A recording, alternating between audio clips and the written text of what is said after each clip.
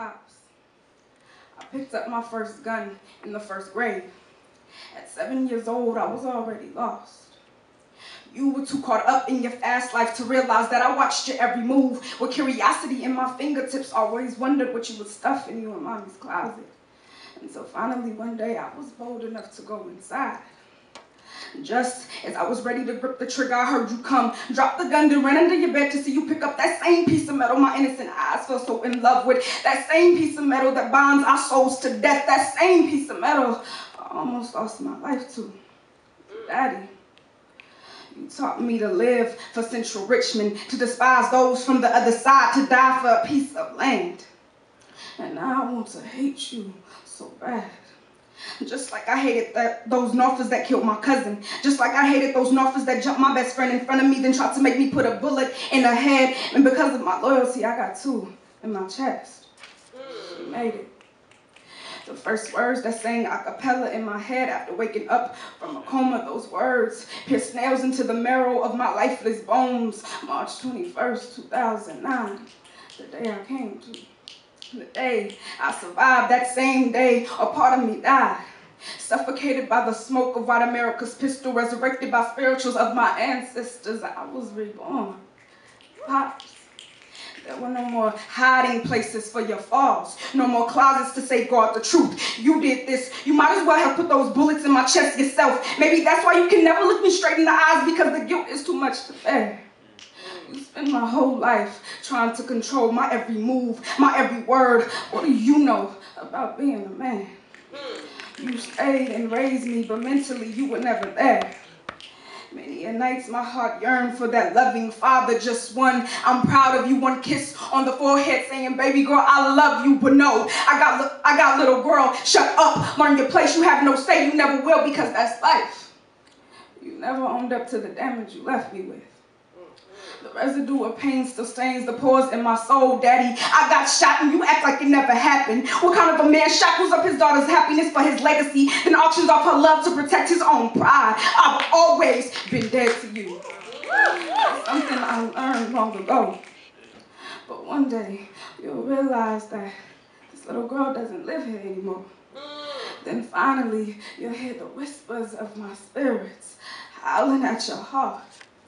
The painful, I hate you, comfort the bruising in your precious pride.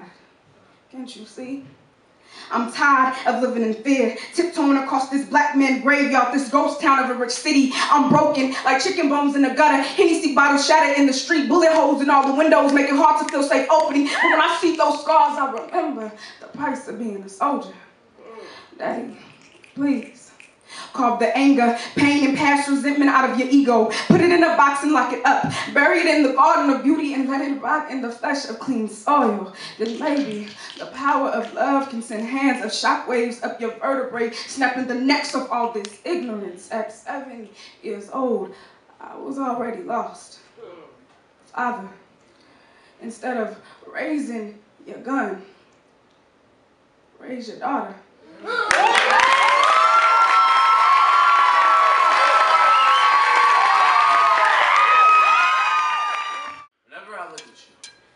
You have me asking God questions. I made my questions an interrogation. God, why did you do this to me?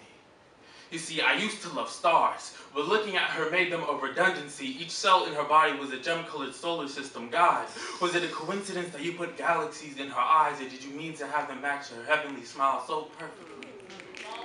I would ask her the same questions, but around her I turned into jelly. I guess that's why I don't like Jell-O, but I love jam. And jamming to the music, but I can't jam to your heartbeat because I've never been close enough to hear. But I could hear how your voice sounded like a serenade, how our conversations made classrooms fun, how our words enlaced like a couple dancing the flamenco. I'll ask you to teach me to dance. When my clumsiness makes you laugh hard enough to draw tears, I'd have to say that at that moment, you look like Paris in the rain. Love is beauty. And beauty is in the eyes of the beholder. So love is in my eyes whenever I see you. I should want to have the key to your heart, but that implies that I could get in at any time. But feelings like this should be consensual. Call it poetic logic. Me plus you equals a love poem, call it poetic mathematics. My heart spilt out and poured on a paper to form words, call it poetic English. Our fourth period will always be poetic drama, but we never had chemistry. I just had physics, where they told me that when two particles collide, there's an explosion. Does that mean that when we collide, we would create an explosion that would dim the stars I once fell in love with? I'll show them to you anyways. I'll teach you how to grab black holes, put them in reverse, and play them like beats. Show you how to drink from the Milky Way. Don't worry when you get stars in your teeth. You outshine them anyways. You outshine them anyways with your smile. When I see that smile, when I recognize its flawlessness, bewildering how it defies the consistency in my body, how my heart shouldn't sound in tune with the stampeding of elephants, how chaotic my veins feel, trying to rid themselves of this foreign existence, how my body tries to create antibodies. Maybe I could fight off this attack. I'm not used to such a feeling. Maybe I'll train my body to get used to it. Hopefully, I'll have to get used to it. Because whenever I look at you, you have me asking God questions. This time I made it an exclamation. God, thank you for doing this to me. You see, I used to love stars, but God gave me something better to see. Thank you.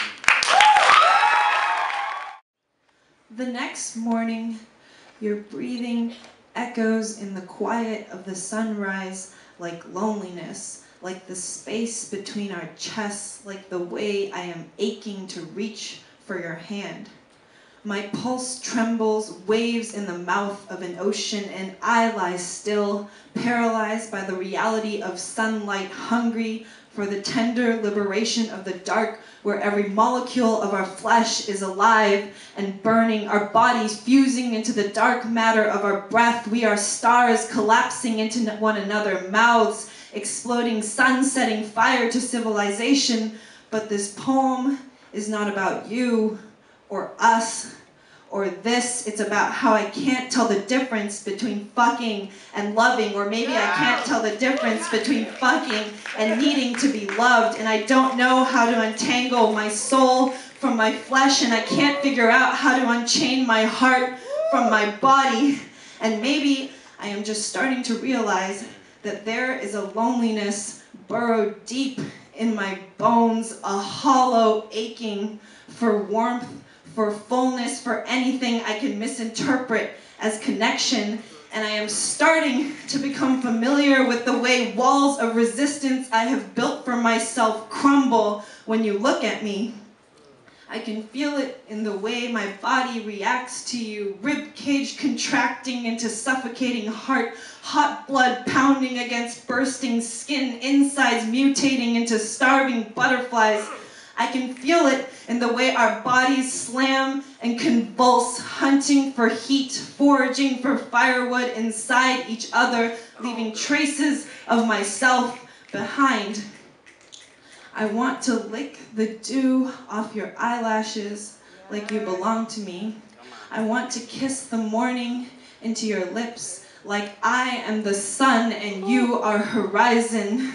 I want to trace the light off your cheekbones like this is a love story, but instead I lie still.